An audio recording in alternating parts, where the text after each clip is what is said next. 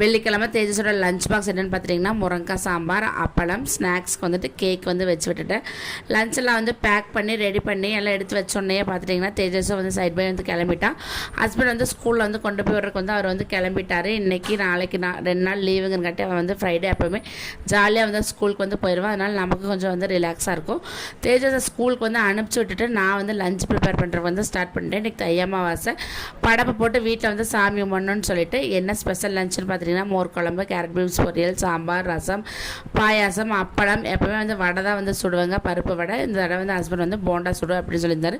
அதனால் போண்டா வந்து சுட்டுட்டு பக்கத்தில் இருக்கிற பத்திரகாளி அம்மன் கோயிலில் அமாவாசை பூஜை வந்து நடந்துச்சு. அம்மா போயிட்டு பிரசாதம் வந்து வாங்கிட்டு வந்திருந்தாங்க. அதையும் வந்து சாப்பிட்டு வீட்லேயும் வந்து சூப்பராக படம் போட்டு எல்லாத்தையும் எடுத்து வச்சு சாமி வந்து கும்பிட்டாச்சு. எங்கள் மாமியார் இறந்து வந்து ஒரு 3 வருஷம் ஆயிடுச்சுங்க. அதனால் அவங்க இறந்ததுலேருந்தே நான் பார்த்திங்கன்னா 3 அமாவாசை வந்து சாமி வந்து கும்பிடுவேன். எங்களோட வீடியோ பிடிச்சா கண்டிப்பாக சப்ஸ்கிரைப் பண்ணுங்கள்.